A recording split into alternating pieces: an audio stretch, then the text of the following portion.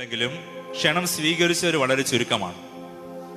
ദൈവത്തോട് കൂടെ ആയിരിക്കുവാനും ദൈവത്തിന്റെ പക്കലേക്ക് ചേർന്ന് നിൽക്കുവാനുമായി ദൈവത്തിന്റെ അരൂപി ലഭിക്കുക എന്നുള്ളത് വലിയൊരു കൃപ തന്നെയാണ്. അതുകൊണ്ട് തന്നെ നമ്മുടെ ജീവിതത്തിൽ ദൈവം വലിയ കൃപ ചൊരിഞ്ഞിരിക്കുന്നു.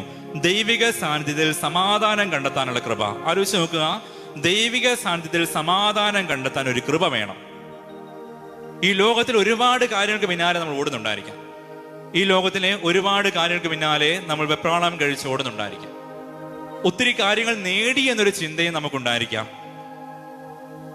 പക്ഷേ എത്രയൊക്കെ നേടിയെന്ന് പറഞ്ഞാലും സമാധാനം ആസ്വദിക്കണമെങ്കിൽ എൻ്റെ ദൈവത്തോട് ചേർന്ന് നിൽക്കണം എന്നൊരു ചിന്ത കടന്നു വന്നിട്ടുണ്ടെങ്കിൽ അതിന് ദൈവം നമ്മുടെ ഒരു വരം നൽകിയിട്ടുണ്ട്.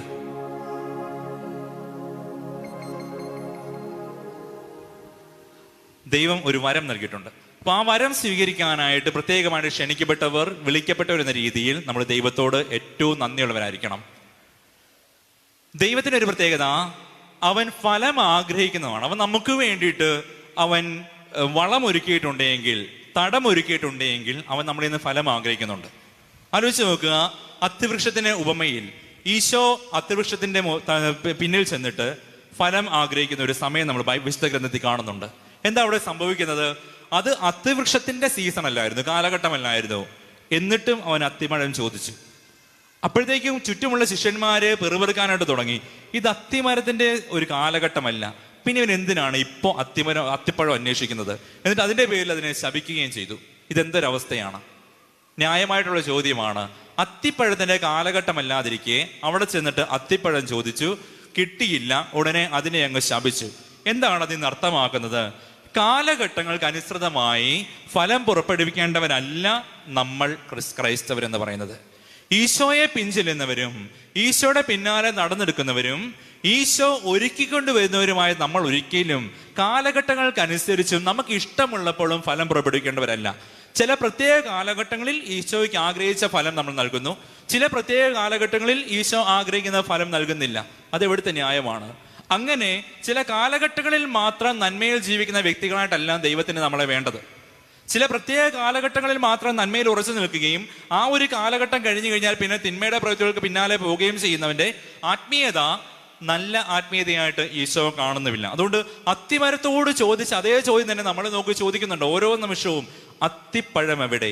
നന്മയുടെ ഫലം എവിടെ? ഞാൻ നിന്നെ നോക്കുന്ന ഓരോ നിമിഷവും നീ നന്മയുടെ ഫലങ്ങൾ നൽകാൻ ബാധ്യസ്ഥനാണ്. ഇതാണ് ഈശോ പറയുന്ന അത്തിമരത്തിന്റെ ഉപമയിൽ നിന്ന് ഈശോ നമ്മളോട് പറയുന്ന ഒരു കാര്യം ഇതാണ്. ഞാൻ നിന്നെ നോക്കുന്ന ഓരോ സമയവും നീ നന്മയുടെ ഫലങ്ങൾ പുറപ്പെടുവിക്കാൻ ബാധ്യസ്ഥനാണ്.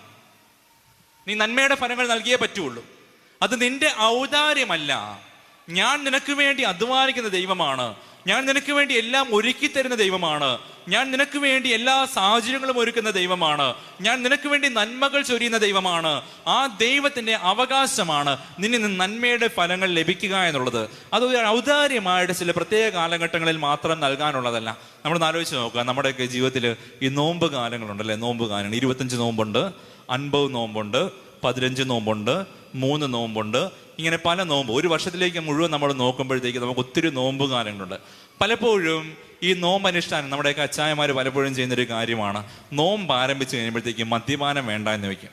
നോമ്പ് ആരംഭിച്ച് കഴിയുമ്പോൾ മദ്യപാനം വേണ്ടാന്ന് വെക്കും. 25 ദിവസം വരെ ദൈവത്തിന് ഔദാര്യമായിട്ട് ഒരു 25 ദിവസം കൊടുക്കുകയാണ്. എന്നിട്ട് എന്തോ മഹത്കൃത്യം ചെയ്തതുപോലെ നമ്മൾ ദൈവത്തിന് മുമ്പിൽ ചെന്ന് ഇങ്ങനെ നെഞ്ചും വിരിച്ച് നിൽക്കും. എന്നിട്ട് പറയും, 25 ദിവസം ചില്ലറയൊന്നുമല്ല, 1-2 25 ദിവസമാണ് ഞാൻ മദ്യപാനം വേണ്ട എന്ന് വെച്ച് നിനക്ക് വേണ്ടി ത്യാഗം അനുഷ്ഠിച്ചത്. ആരോടാ?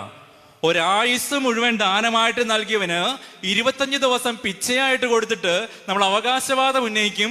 25 ദിവസം നിനക്ക് വേണ്ടി ഞാൻ നന്മയുടെ ഫലങ്ങൾ പുറപ്പെടുവിച്ചില്ലേ, നീ എനിക്ക് എന്താ തരാൻ പോകുന്നത്? എനിക്ക് അനുഗ്രഹങ്ങൾ വേണം, എനിക്ക് കൃപകൾ വേണം. എന്തിനു വേണ്ടിയിട്ടാ? 25 ദിവസം എൻ്റെ ജീവിതത്തെ ഔദാര്യമായിട്ട് ഞാൻ നിനക്ക് നൽകി, നന്മയുടെ ഫലങ്ങൾ പുറപ്പെടുവിച്ച് നൽകി. ഇതിനെയാണ് ദൈവം ശപിച്ചത്, ഇതിനെയാണ് ശപിച്ചത്. നിനക്ക് തോന്നുമ്പോൾ നന്മയുടെ ഫലം പുറപ്പെടുവിക്കാനല്ല ഞാൻ നിനക്ക് ദാനമായിട്ട് നിന്റെ ജീവിതം നൽകിയത്. നിനക്ക് തോന്നുമ്പോൾ മാത്രം നന്മയുടെ വഴികളിലൂടെ നടക്കുവാനും അല്ലാത്തപ്പോഴത്തേക്കും നിനക്ക് ഇഷ്ടമുള്ളവരെ യാത്ര ചെയ്യാനും. 25-ാമത്തെ ദിവസം നമ്മൾ ക്രിസ്മസ് നമുക്ക് ആഘോഷിക്കും. ക്രിസ്മസിന്റെ ഒരു ആഘോഷം ഉണ്ടല്ലോ, 24-25 ദിവസമൊക്കെ നന്മയുടെ വഴിയിലൂടെയൊക്കെ നടന്നിട്ട് എല്ലാം വേണ്ട എന്ന് വെച്ചിട്ട് 25-ാമത്തെ ദിവസം ഒരു ഉയർത്തിൽ അടിച്ചൊരു വീഴ്ചയുണ്ട്. ക്രിസ്മസിന് ജനിച്ചു കഴിഞ്ഞപ്പോഴത്തേക്കും ഈശോയ്ക്ക് 4 കാലിൽ കണ്ടവരെ ചുറ്റുപാടുള്ള 4 കാലികളായിരുന്നു. എന്നാൽ പിന്നെ അന്നത്തെ ദിവസം ഇരിക്കട്ടെ, 4 കാലികളായിട്ട് ഞാനും ഈശോയുടെ മുമ്പിലൂടെ നടന്നു പോവുകയാണ്. ഇതാണ് കാലഘട്ടത്തിന്, ചില പ്രത്യേക കാലഘട്ടങ്ങളിൽ മാത്രമുള്ള ഈ ആത്മീയത. ശരിക്കും പറഞ്ഞ അഭിനയമല്ലേ? അതിനകത്ത് എന്ത് ആത്മാർത്ഥതയാണുള്ളത്? ശരിക്കും പറഞ്ഞ അഭിനയമല്ലേ? അതായത് ദൈവം കാണുമ്പോഴത്തേക്കും ദൈവം എപ്പോഴൊക്കെ എന്നെ നോക്കുന്നോ അപ്പോഴെല്ലാം ഞാൻ ഫലം നൽകണം.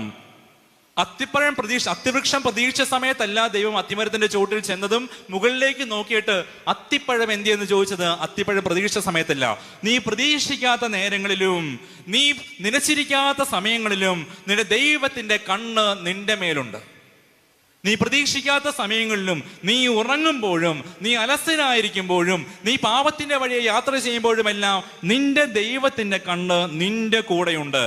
അവൻ നിന്റെ മേലെ കണ്ണു നട്ടിരിക്കുന്ന ഓരോ നിമിഷവും അവൻ നിന്നോട് ചോദിക്കുന്ന ചോദ്യം ഇതാണ്: നന്മയുടെ ഫലം എവിടെ എനിക്ക് തരിക? നന്മയുടെ ഫലങ്ങൾ കൊടുക്കാനായിട്ട് നീ നിശ്ചയിച്ചിരുന്ന കാലഘട്ടങ്ങളിൽ മാത്രം നിന്റെ വാതിൽപ്പടിയിൽ വന്ന് ഓച്ചാനിച്ച് നിൽക്കുന്ന ഒരു ദൈവത്തെയല്ല നീ സങ്കല്പങ്ങളിൽ കാണേണ്ടത്. ആ ഓച്ചാനിച്ചിരിക്കുന്ന ദൈവത്തിന്റെ പക്കലേക്ക് ഒരു ഔദാര്യം എന്നവണ്ണം മദ്യവും മറ്റ് ലഹരി വസ്തുക്കളും ഉപേക്ഷിച്ചുകൊണ്ട് നീ ദാനമായിട്ട് നൽകേണ്ട പിച്ചയല്ല നിന്റെ 25 ദിവസവും 50 ദിവസം നോമ്പെന്നൊക്കെ പറയുന്നത്. അതെല്ലാം ഒരു തുടക്കമാകണം. ഇന്ന് മുതൽ ഞാൻ അങ്ങോട്ട് എന്നും എൻ്റെ ദൈവത്തിന്റെ സ്വന്തമായിരിക്കുമെന്ന് പറയുവാനുള്ള ഒരു ആർജവത്വം കാണിക്കാത്ത ഒരു നോമ്പും ആത്മാർത്ഥമായ നോമ്പല്ല. ഒരു ഉപവാസവും ആത്മാർത്ഥമായ ഉപവാസമല്ല. ഒന്ന് ആലോചിച്ച് നോക്കുക, ദൈവത്തിന് ഇതുകൊണ്ട് എന്ത് സന്തോഷം കിട്ടാനാണ്? നമ്മൾ ഉപവസിച്ച് പ്രാർത്ഥിക്കുന്നു, നമുക്ക് പലപ്പോഴും ഉപവാസ പ്രാർത്ഥനകളൊക്കെ ഉണ്ട്.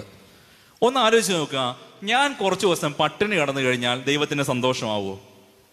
ഞാൻ കുറച്ച് ദിവസം പട്ടിണി കടന്നു കഴിഞ്ഞാൽ സന്തോഷിക്കുകയും കൊള്ളാമെന്ന് പറഞ്ഞ് ആനന്ദിക്കുകയും ചെയ്യുന്ന ദൈവമാണോ നമ്മുടേത്?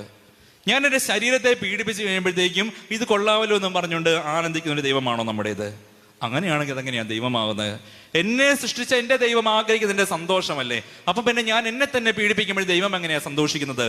അതുകൊണ്ട് നമ്മുടെ ഉപവാസവും പ്രാർത്ഥനയും നോമ്പും ഒന്നും ദൈവത്തെ സന്തോഷിപ്പിക്കാൻ വേണ്ടിയിട്ടാണ് വിചാരിക്കരുത്. ദൈവം ഇത് കണ്ട് സംപ്രീതനാവുകയും ദൈവം അനുഗ്രഹങ്ങൾ നൽകുകയും ചെയ്യുന്ന വിചാരിക്കരുത്.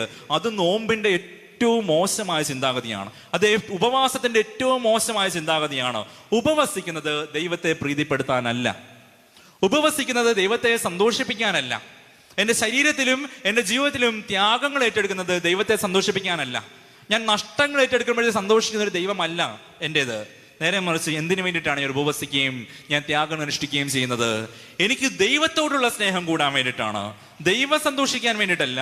നേരെ മറിച്ച് ആരാണോ കൂടുതൽ നഷ്ടങ്ങൾ ഏറ്റെടുക്കുന്നത് അവർക്ക് സ്നേഹം കൂടിക്കൊണ്ടേയിരിക്കും. ഉദാഹരണം പറഞ്ഞു കഴിഞ്ഞാൽ, നിങ്ങളെല്ലാവരും കൂടുതൽ ഞാൻ നോക്കുമ്പോഴത്തേക്കും ഇവിടെ അപ്പനും അമ്മമാരും ഒക്കെയാണുള്ളത്. മക്കളോട് ഭയങ്കര സ്നേഹമാണല്ലേ? ഒന്ന് കൈവക്കുകയും മക്കളെ എല്ലാത്തിനേക്കാളും ഉപരിയായിട്ട് ഈ ജീവിതം മുഴുവൻ ഞാൻ എൻ്റെ മക്കൾക്ക് വേണ്ടിയിട്ട് മാത്രം പൂർണ്ണമായിട്ട് സമർപ്പിച്ചിരിക്കുന്ന എല്ലാം അപ്പനമ്മമാരൊന്ന് കൈവക്കുകയും 2 കാര്യങ്ങളൊന്ന് ഉയർത്തിക്കുകയും. മക്കളല്ലാത്തൊരു ലോകം നമുക്കില്ലല്ലേ? മക്കളല്ലാത്തൊരു ലോകത്തെ പറ്റി ആലോചിക്കാൻ പോലും വയ്യ. ജീവിതത്തിലെ ഓരോ നിമിഷവും ഉണർന്നു കഴിഞ്ഞാലുള്ള ഓരോ നിമിഷവും ചെലവഴിക്കുന്നത് മക്കൾക്ക് വേണ്ടിയിട്ടാണ്. നമ്മളെ പറ്റി ചിന്തിക്കാറില്ല, നമ്മുടെ വസ്ത്രങ്ങളെ പറ്റി ചിന്തിക്കാറില്ല, ഏത് ആഘോഷം വന്നാലും ഞാൻ എന്ത് വസ്ത്രം ധരിക്കണത് വരെ ചിന്തിക്കാറില്ല. നേരെ മറിച്ച് മക്കളുടെ ആവശ്യങ്ങൾ ഇങ്ങനെ കൊടുത്തുകൊണ്ടേയിരിക്കും. ഇനി കൈതാത്തിട്ടുള്ളൂ. എന്തുകൊണ്ടാണ് ഇങ്ങനെ സ്നേഹിക്കാൻ പറ്റുന്നതെന്നറിയോ? ഇങ്ങനെ സ്നേഹിക്കാൻ പറ്റുന്ന ഒരു കാര്യമേ ഉള്ളൂ. നിങ്ങൾ കഴിഞ്ഞ കാലഘട്ടങ്ങളിൽ സമാനതകളില്ലാത്ത ത്യാഗങ്ങൾ നിങ്ങളുടെ മക്കൾക്ക് വേണ്ടി നിങ്ങൾ അനുഷ്ഠിച്ചു. നിങ്ങൾ എത്രത്തോളം ത്യാഗങ്ങൾ നിങ്ങളുടെ മക്കൾക്ക് വേണ്ടി നിങ്ങൾ അനുഷ്ഠിച്ചോ അതിനനുസരിച്ച് ഈ സ്നേഹം ഇങ്ങനെ കൂടിക്കൊണ്ടേയിരിക്കുകയാണ്. വീണ്ടും വീണ്ടും മക്കൾക്ക് വേണ്ടി നഷ്ടങ്ങൾ ഏറ്റെടുത്തുകൊണ്ടേയിരുന്നു. വീണ്ടും വീണ്ടും മക്കളോട് ഇങ്ങനെ സ്നേഹം കൂടിക്കൊണ്ടിരിക്കുകയാണ്. ആർക്ക് വേണ്ടിയിട്ടാണോ ഏറ്റവും കൂടുതൽ നഷ്ടങ്ങൾ ഏറ്റെടുക്കുന്നത്, ആർക്ക് വേണ്ടിയിട്ടാണ് ഏറ്റവും കൂടുതൽ ത്യാഗങ്ങൾ ഏറ്റെടുക്കുന്നത്, ആ നഷ്ടപ്പെടുന്ന മനുഷ്യനാണ് സ്നേഹം കൂടുന്നത്. ആ ത്യജിക്കുന്ന മനുഷ്യനാണ് സ്നേഹം കൂടുന്നത്. അതുകൊണ്ടാണ് മക്കളോട് നമുക്ക് ഇത്രയും സ്നേഹം കൂടുന്നത്. കാരണം ഒരു ജീവിതം മുഴുവൻ നമ്മളിങ്ങനെ എരിഞ്ഞു തീർന്നുകൊണ്ടിരിക്കുകയാണ്. ഒരു മെഴുകുതിരി പോലെ, മക്കൾ കത്തിച്ചു വെച്ച ഒരു മെഴുകുതിരി പോലെ നമ്മുടെ മക്കൾക്ക് പ്രകാശം പകരായിട്ട് നമ്മളിങ്ങനെ എരിഞ്ഞില്ലാതായിക്കൊണ്ടിരിക്കുകയാണ്.